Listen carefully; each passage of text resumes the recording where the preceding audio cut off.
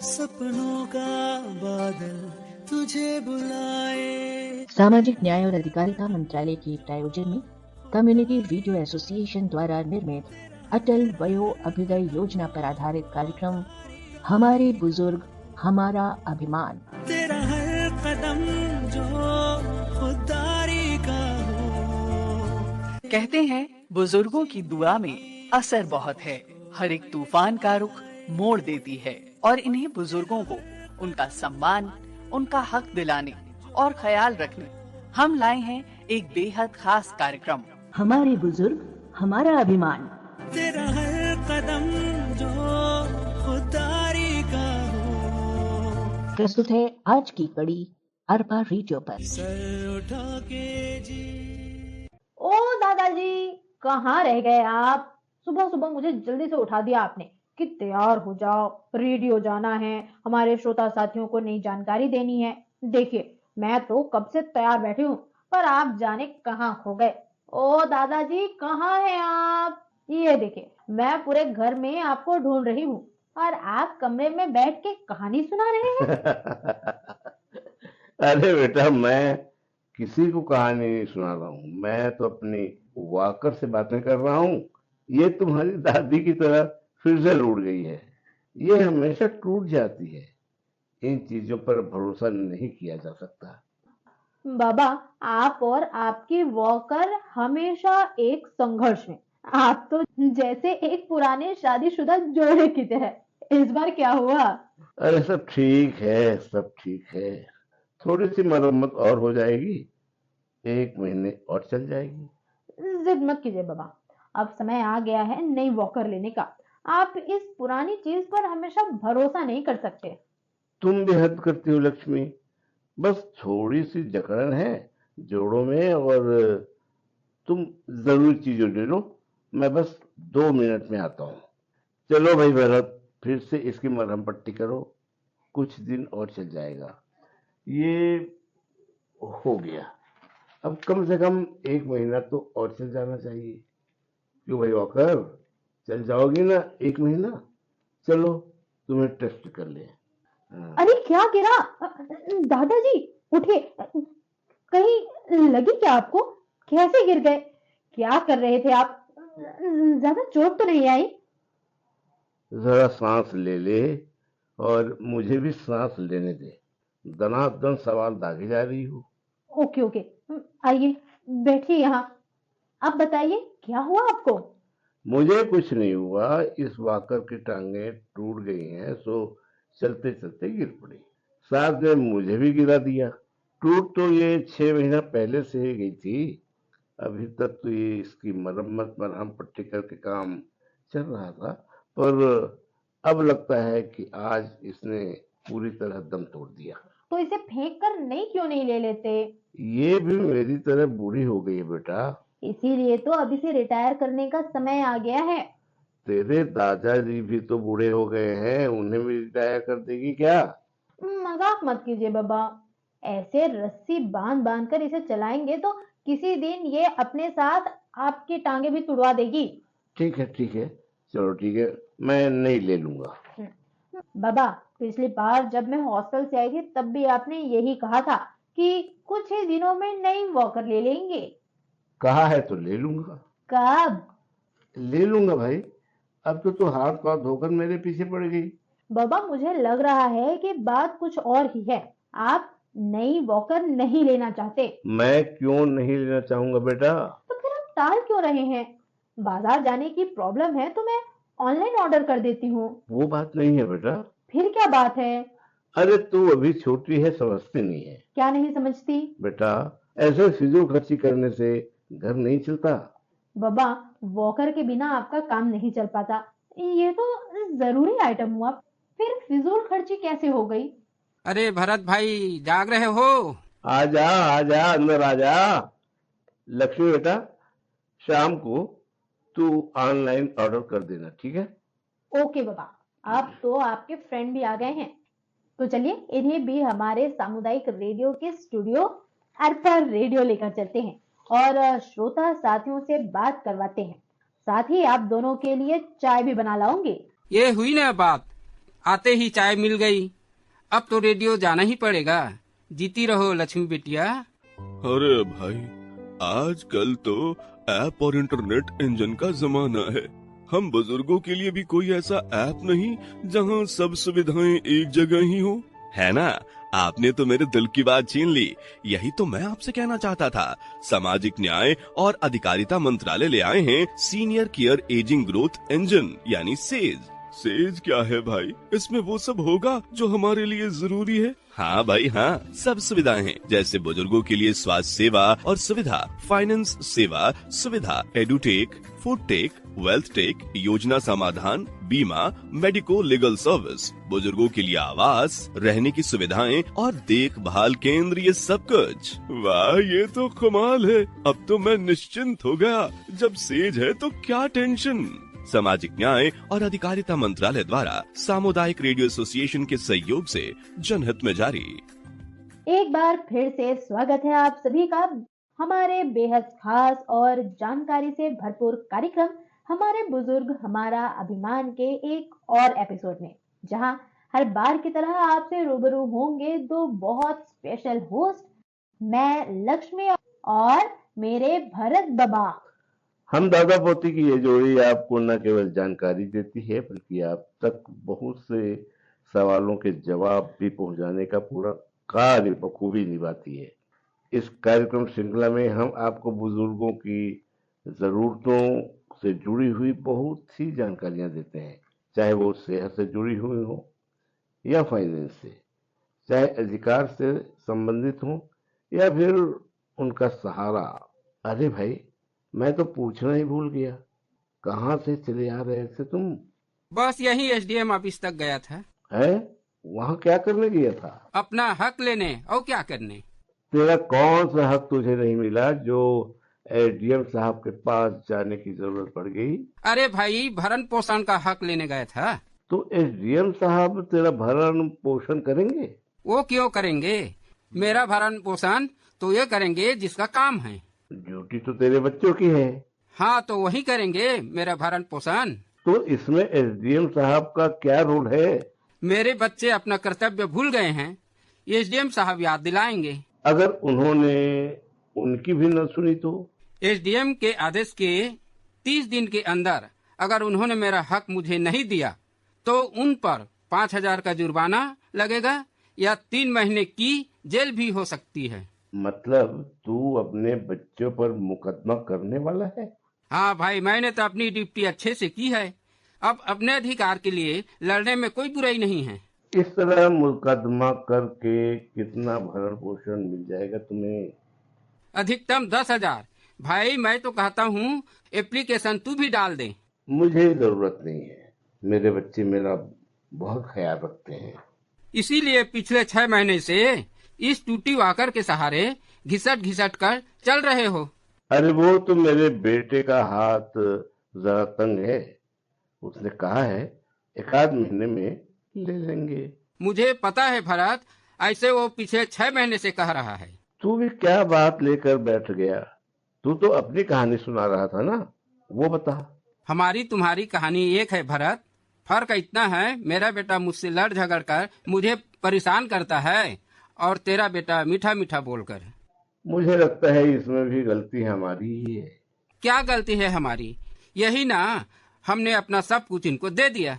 नहीं, हमने कभी अपने बुढ़ापे की प्लानिंग नहीं की। भाई, प्राइवेट नौकरी में जितना कर सके उतना किया। मैंने जो प्रॉपर्टी बुढ़ापे के लिए रखी थी वो सब मैं दे दिया ताकि वो अपना घर दुकान कर सके। और उसने तुझे ही घर में कहीं का नहीं छोड़ा। अब तू भी तो उसी रास्ते पे जा रहा है। भरत भाई, 100 तरह की प्लानिंग कर लो, लेकिन यदि अपनी औलाद सही ना हो तो सबका यही हाल होता है। मेरा बेटा ऐसा नहीं है यार, वो सचमुच भी मुश्किल में है। अब तू जानबूझकर सच्चाई देखना नहीं चाहते हो तो और कोई क्या कह सकता है। अच्छा, धीरे बोलो, लक्ष्मी आ रही है। सपनों का बादल तुझे बुलाए। ये लीजिए चाय। जीती रहो बिटिया, जीती रहो। छोटे बाबा, आप क्या कह रहे थे? कौन सच्चाई नहीं देखना चाहता? अरे ये मुझे कह रहा था कि मुझे बाहर निकलना चाहिए, दुनिया की सच्चाई देखनी चाहिए। हाँ वही तो मैं कब से कह रहा हूँ, चल कहीं चलते हैं, लेकिन ये बहाने बनाता है। बाबा, आपको पता है अभी न्यू ईयर के समय हमारे कॉलेज में सब लोगों को वृद्धाश्रम लेकर गए थे। वहाँ एक बड़े ही मजे की बात हुई। क्या हुई? वहाँ करीब 70-80 लोग थे।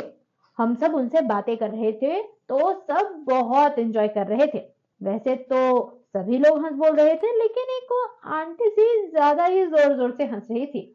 उन्हें हंसते देखकर हम सब भी बहुत हंस रहे थे। अच्छा, फिर? फिर हमने उनसे पूछा, आंटी जी आप किस बात पर इतना हंस रही हैं? तो पता है उन्होंने क्या कहा? क्या? उन्होंने कहा, you guys are look like joker only. मतलब उनको सब जोकर लग रहे थे। हमने उनसे पूछा, आंटी जी आपका नाम क्या है? My name is Angela. और हैंडशेक करने के लिए हाथ बढ़ाया। बोली, कम शेक हैंड। तो हमने धीरे से उनका हाथ पकड़कर हेलो किया। वो बुजुर्ग थी ना, तो जोर से पकड़ने में उन्हें प्रॉब्लम हो सकती है, तो हमने धीरे से हैंडशेक किया। Is this a young boy and girl shake hand? Hold my hand properly. फिर उन्होंने हमारा हाथ इतनी जोर से शेक किया, पूछिए मत। बड़ी दिलचस्प आंटी जी मिली तुम सबको। दादू आगे तो सुनिए। उन्होंने मुझसे बोला, come on यंगल, hit on my biceps. मुझे बड़ा संकोच हुआ कि एक बुजुर्ग को ऐसे कैसे पंच करूं, पर वो अपना बाजू आगे करके बोलने लगी, कम हिट में। वैसे तो मैं कराटे चैंपियन हूँ, लेकिन उनको पंच किया तो उन्हें लग सकती है ना, हड्डी वड्डी टूट गई तो मैंने धीरे से उन्हें एक पंच किया। वो कहती है, is this a young lady hit? ऐसा बोलकर उन्होंने मेरे शोल्डर पर एक जोरदार पंच किया। मैं तो दादाजी गिरते गिरते बची। भाई बहुत पावरफुल थी। हम सब तो उनकी एनर्जी देखकर दंग रह गए। हमने उनसे पूछा, आंटी व्हाट्स योर एज? तो वो कहती हैं, how can you ask a young women her age? हाँ किसी महिला से उसकी उम्र तो पूछना ही नहीं चाहिए। हाँ, उनके बगल वाली एक आंटी बोलती हैं, ये 82 साल की है। तो वो एंजिला आंटी कहती हैं, डिड एनीवन आस्क यू? हम सब इतना हंसे कि पूछिए मत। इंटरेस्टिंग। वो करती क्या थी? हमने भी उनसे यही पूछा, तो उन्होंने बताया कि वो इंग्लिश की टीचर थी। 30 सालों तक उन्होंने बच्चों को अंग्रेजी पढ़ाई है। Students love my lecture, ask me any word, I will give you the meaning. तो हमने एक कठिन सा वर्ड बोल दिया। उन्होंने कहा, ये डिक्शनरी खोलो, इस पेज की इस लाइन में देखो। फिर वर्ड मिला? हाँ बाबा, जो उन्होंने बताया था उस पेज पर उस लाइन में वो वर्ड मिला। हमें तो लगा ये तो रोबोट है भाई। हम एकदम इम्प्रेस हो गए। उनसे मिलकर इतना मजा आया कि वो दिन ही बन गया था। इतनी अच्छी महिला को बच्चे लोग साथ नहीं दिया, वृद्धा आश्रम में छोड़ दिया? नहीं छोटे दादाजी, उन्होंने बताया कि उनकी शादी नहीं हुई। उनके रिलेटिव्स उन्हें वहां छोड़ गए ताकि उनकी देखभाल ना करनी पड़े। अपनी औलाद साथ नहीं देती तो रिश्तेदार का क्या उम्मीद है? फिर फिर क्या हुआ लक्ष्मी? फिर हमारे चलने का समय हुआ तो हम सब ने उनसे गुड बाय कहा। एंजिला आंटी हमसे कहने लगी, बताओ यहाँ आकर तुम लोगों ने क्या सीखा? तो हम में से कुछ ने कहा कि हम हमेशा खुश रहेंगे आपकी तरह। किसी ने कहा, हम आपकी तरह टीचर बनेंगे। किसी ने कुछ कहा तो किसी ने कुछ। तो आंटी ने कहा, वो सब तो ठीक है, लेकिन जो मैं आप लोगों से कह रही हूँ वो अपने मन में बैठा लो और अपने दोस्तों को भी बताना। वो क्या? हमने भी बड़ी उत्सुकता से पूछा। उन्होंने कहा, यहाँ इतने सारे बुजुर्ग रह रहे हैं जिनके बच्चों ने उन्हें यहाँ छोड़ा है। मुझे तो मेरे रिश्तेदारों ने यहाँ छोड़ा, तो मुझे बुरा लगता है। सोचो इन लोगों को कितना बुरा लगता होगा। आप लोग अपने बुजुर्गों की कदर करना, उनकी परवाह करना। वहां भी ऐसी ही चुप्पी छा गई थी। बाबा, मैंने आप लोगों की बातें सुन ली थी। मैं पहले भी महसूस कर रही थी कि कुछ गलत हो रहा है, लेकिन समझ नहीं पा रही थी। लेकिन अब पूरी तरह से समझ गई हूँ। क्या समझ गई हो बिटिया? एंजिला आंटी ने एक लाइन कही, बरकत की राह में किसी ने रोजा रखा, किसी ने उपवास, पर दुआ उसकी पूरी हुई जिसने अपने बुजुर्गों को रखा अपने पास। ये बात सब समझ जाते तो कोई बातें ही नहीं थी। छोटे दादाजी, मैं समझ गई हूँ कि आप लोगों को कितना बुरा लगता होगा जब आपके अपने आप लोगों को अकेला छोड़ देते हैं। नहीं बिटिया, सब ऐसे नहीं होते। छोटे दादू इसी सच्चाई की बात कर रहे थे ना? हाँ हाँ। तो आपको सच्चाई से भागने की जरूरत नहीं है दादाजी, बात करने की जरूरत है। छोटे दादाजी का मसला एसडीएम सर की कोर्ट में सुलझेगा। हो सकता है आपका मसला घर की कोर्ट में ही सुलझ जाए। बात तो करके देखते हैं। काश मेरे पास भी तेरे जैसी पोती होती भरत। आप दादाजी के दोस्त हैं तो क्या मैं आपकी पोती नहीं हूँ छोटे दादाजी? हाँ हाँ बिटिया, बिल्कुल बिल्कुल। तो फिर अब ऐसा मत कहिएगा। हाँ बेटिया, गलती हो गई। इतनी आसानी से माफी नहीं मिलेगी। आपको वही वाला गाना सुनाना होगा जो आप और दादाजी हमेशा गाते हैं। अरे मैं ये कह रहा था कि क्यों ना हम अपने साथियों के साथ एक बढ़िया गीत सुनते हैं। क्यों लक्ष्मी, क्या कहती हो तुम? हाँ बाबा, ये भी कोई पूछने वाली बात है। ये है हमर बिलासपुर, आवा हमर बिलासपुर, देखो हमर बिलासपुर, जानो हमर बिलासपुर। है नहीं कोई ऐसा इस शहर के जैसा, बहती जहाँ अरपा की निर्मल धार, है यहाँ हरियाली हर तरफ खुशहाली, दाई बिलासा का ये धाम। चलो चले यारों से मिलने अपने अड्डे रिवर व्यू पर, जीजीयू के कैंपस की बात निराली, आए गोल बाजार से कोसा सारी। कहते हैं इस न्याय की धानी, ये भूमि पुरानी, करते हम सबकी मेजबानी, आओ दिखाए तुम्हें हम अपना शहर। ये है हमर बिलासपुर, आवा हमर बिलासपुर, देखो हमर बिलासपुर, जानो हमर बिलासपुर।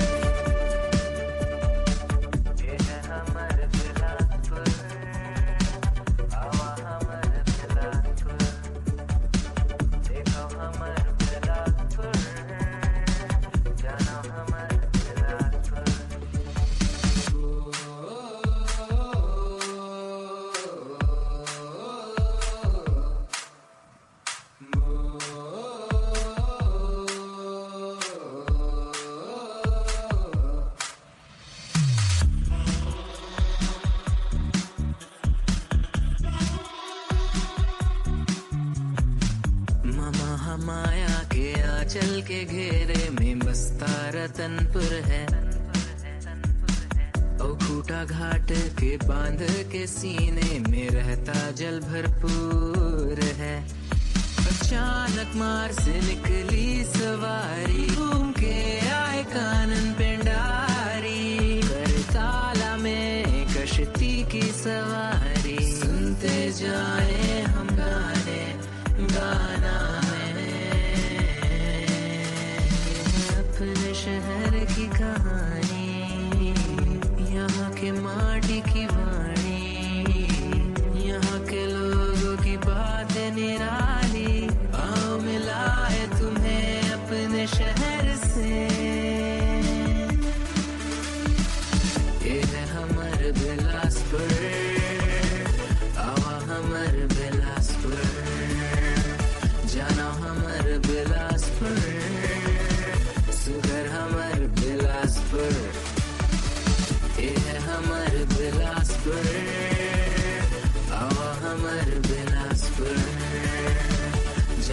हमर बिलासपुर, सुघर हमर बिलासपुर।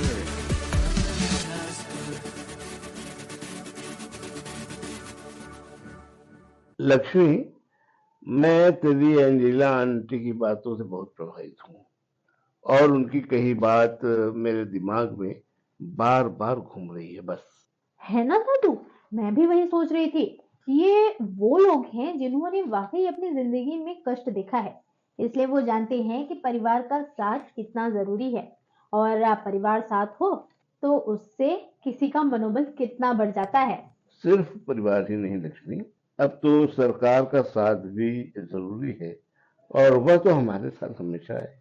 हाँ बाबा, सरकार ने इतनी सारी योजनाएं भी तो निकाली हैं जिससे आप जैसे बुजुर्गों और हम सबके प्यारे दादा दादियों की सेवा अच्छी तरह से की जा सके। लक्ष्मी बेटिया, ये कौन सी योजना है जिसके बारे में मुझे नहीं पता? लीजिए, कर लीजिए बात। हम इतने दिनों से इन्हीं योजनाओं के बारे में तो बार बार बातें कर रहे हैं छोटे दादू, और आपको पता ही नहीं है। जरा रुकिए, मैं आपको बता देती हूँ। क्यों बाबा, एक और बार दोहरा लिया जाए कि क्या क्या योजनाएं चल रही हैं सामाजिक न्याय और अधिकारिता मंत्रालय के द्वारा हमारे बुजुर्गों के लिए। बिल्कुल, श्रोता साथियों की यादों को भी ताज़ा कर दिया जाए। इसमें पहला है वरिष्ठ नागरिकों के लिए एकीकृत कार्यक्रम, अव्यय का एक घटक जिसके तहत वरिष्ठ नागरिक गृहों यानी कि वृद्धाश्रमों, सतत देखभाल गृहों आदि के संचालन और रखरखाव के लिए गैर सरकारी या स्वैच्छिक संगठनों को अनुदान सहायता प्रदान की जाती है। और दूसरा है एल्डर लाइन नंबर 145667, जिसकी सहायता से बुजुर्ग पेंशन, कानूनी मुद्दों, ration card, Awas Yojana, Ayushman card योजना, प्रधानमंत्री सम्मान निधि योजना सहित अन्य तरह की सूचना के लिए मुफ्त जानकारी और मार्गदर्शन प्राप्त कर सकेंगे। उम्र के आखिरी पड़ाव पर अक्सर बुजुर्ग लोगों को कोई न कोई समस्या आती रहती है, इसके लिए ही है ये एल्डर लाइन नंबर। और तीसरा है जेरिएट्रिक केयर गिवर ट्रेनिंग। इस योजना का मुख्य उद्देश्य वृद्धावस्था देखभालकर्ताओं के क्षेत्र में आपूर्ति और बढ़ती मांग के बीच के अंतर को पाटना है, ताकि वरिष्ठ नागरिकों को अधिक पेशेवर सेवाएं प्रदान की जा सके और साथ ही वृद्धावस्था में पेशेवर देखभालकर्ताओं का एक कैडर तैयार किया जा सके। चौथा है SAGE सेज यानी senior care ageing growth engine. देश के वरिष्ठ नागरिकों के रोजमर्रा के काम अब आसान हो जाएंगे। केंद्र सरकार ने इस दिशा में बड़ा कदम उठाया है। सरकार ने बुजुर्ग व्यक्तियों के लिए संचालित इस कार्यक्रम और सेज पोर्टल को वर्चुअल तरीके से लॉन्च किया है। SAGE पोर्टल भरोसेमंद स्टार्टअप के जरिए बुजुर्गों की देखभाल में इस्तेमाल होने वाले उत्पादों और सेवाओं को प्रदान करने वाला वन स्टॉप एक्सेस है। अगली योजना है राष्ट्रीय वयोश्री योजना यानी कि RVY। BPL श्रेणी के वरिष्ठ नागरिकों के लिए शारीरिक सहायता और सहायक उपकरण प्रदान करने की एक योजना। ये एक केंद्रीय क्षेत्र की योजना है जो पूरी तरह से केंद्र सरकार द्वारा वित्त पोषित है। योजना के कार्यान्वयन के लिए व्यय वरिष्ठ नागरिक कल्याण कोष से पूरा किया जाएगा। Cataract surgery. इस स्कीम के तहत आयुष्मान भारत के माध्यम से बुजुर्गों का निःशुल्क आंखों का ऑपरेशन किया जा रहा है। और भरण पोषण का अधिकार अधिनियम, ये तो आपको पता ही है छोटे दादू, जिसके लिए आप SDM के पास गए थे, जिसके तहत भरण पोषण पाने का अधिकार किसे है? ऐसे माता पिता, दादा दादी, वरिष्ठ नागरिकों को जो अपनी आय और संपत्ति से अपना भरण पोषण नहीं कर सकते, वे इस अधिनियम के तहत भरण पोषण का दावा कर सकते हैं। माता पिता की परिभाषा में जैविक, गोद व सौतेले माता पिता भी आते हैं। ये योजनाएं तो वर्तमान में सामाजिक न्याय और अधिकारिता मंत्रालय द्वारा संचालित हैं, लेकिन समय समय पर विभिन्न अवसरों पर भी मंत्रालय का ये विभाग वृद्धजन, विकलांगजन से संबंधित कार्यक्रम आयोजित करते रहता है। जैसे तो महाकुंभ के अवसर पर प्रयागराज में भी मंत्रालय सक्रियता के साथ कार्य कर रही है। छोटे दादू, इन योजनाओं में से कुछ अगर आपके काम आ जाए तो उसे भी एसडीएम सर के ऑफिस में जरूर बताइएगा और अपने हक की लड़ाई के लिए कदम उठाइएगा। हाँ लक्ष्मी बेटा, तूने तो मेरी बहुत मदद की है। हाँ दादू, अब जल्दी हमें अच्छी खबर भी सुनाइए। सेंट्रल हेल्पलाइन नंबर के साथ साथ छत्तीसगढ़ राज्य का टोल फ्री नंबर है 155326। इस नंबर पर भी आप कॉल कर सकते हैं और समाज कल्याण विभाग से जुड़ी किसी भी प्रकार की जानकारी या फिर अपनी शिकायतें इस नंबर पर आप दर्ज करवा सकते हैं। साथ में एक हेल्पलाइन नंबर है जो कि है 1800-233-8989। बाबा, मैंने सुना था कि प्यार सिर्फ शब्दों से नहीं बल्कि देखभाल से शामिल होता है। जब तक अपने बुजुर्गों को अपना वक्त और सम्मान नहीं देते तब तक हमारा प्यार अधूरा ही रहता है। हाँ रे बिटिया, शायद तू सही कह रही है। कई बार हम खुद ही मान बैठते हैं कि हमें किसी से कुछ मांगना नहीं चाहिए, लेकिन क्या अपनों से भी नहीं? सच कहा भरत, हम लोग पूरी जिंदगी अपने बच्चे और परिवार के लिए लगाते हैं, लेकिन बुढ़ापे में अगर हमें उनका साथ न मिले तो कहीं ना कहीं दिल में एक खालीपन सा लगता है। पर दादाजी, ये खालीपन हमारी बातों से भर सकता है, हमारे छोटे छोटे ख्याल रखने से। मैं आपको वॉकर की जगह अपने हाथ का सहारा दूंगी जब तक नई वॉकर नहीं आ जाती। अरे नहीं, मैं बूढ़ा जरूर हो गया हूँ, लेकिन अभी भी अपने पैरों पर खड़ा हूँ। हाँ, जब तक वॉकर की रस्सी सलामत है तब तक तो खड़े ही हो जाएंगे। वाह, ऐसे ही हंसी बनी रहे, यही तो असली बुढ़ापे की दवा है। तो फिर अब हम लोग इस बात पर कोई समझौता नहीं करेंगे। बुजुर्गों की देखभाल करना सिर्फ जिम्मेदारी नहीं, हमारा हक और प्यार भी है। जीती रह बिटिया, तुझ जैसी पोती सबको मिले। ये था हमारा खास कार्यक्रम, हमारे बुजुर्ग हमारा अभिमान, जो प्रसारित किया गया सामाजिक न्याय एवं अधिकारिता मंत्रालय और सामुदायिक रेडियो संगठन के सौजन्य से, जिसमें हमने आज बात की बुजुर्गों के भरण पोषण के बारे में। आने वाले कार्यक्रमों में भी हम बुजुर्गों के कल्याणकारी योजनाओं के बारे में आपके साथ बात करते रहेंगे। फिलहाल वक्त हो चला है कार्यक्रम के समापन का। मुझे लक्ष्मी और मुझे भरत को दीजिए अनुमति। नमस्कार। सपनों का बादल तुझे बुलाए। सामाजिक न्याय एवं अधिकारिता मंत्रालय और सामुदायिक रेडियो संगठन के सौजन्य से अभी आप सुन रहे थे कार्यक्रम हमारे बुजुर्ग हमारा अभिमान की 20वीं कड़ी, जिसमें आज विषय था अंतर पीढ़ी संबंध और बुजुर्गों का पालन पोषण। आलेख सुमेधा अग्रश्री का था। कम्युनिटी रेडियो एसोसिएशन की कंटेंट और स्क्रिप्ट कमेटी मेंबर्स रेडियो मानव रचना की गुरजीत कौर चावला और अरपा रेडियो बिलासपुर छत्तीसगढ़ की संज्ञा टंडन थी। आज के इस अंक में भरत और लक्ष्मी की भूमिका में हरीश चंद्र वादिकार और मातृका थी। अन्य आवाजें थी वेदराम भारद्वाज, रमाशंकर शुक्ला और जया शुक्ला की। सामाजिक न्याय और अधिकारिता मंत्रालय के प्रायोजन में कम्युनिटी रेडियो एसोसिएशन द्वारा निर्मित अटल वयो अभ्युदय योजना पर आधारित कार्यक्रम हमारे बुजुर्ग हमारा अभिमान। तेरा हर कदम जो खुददारी का हो।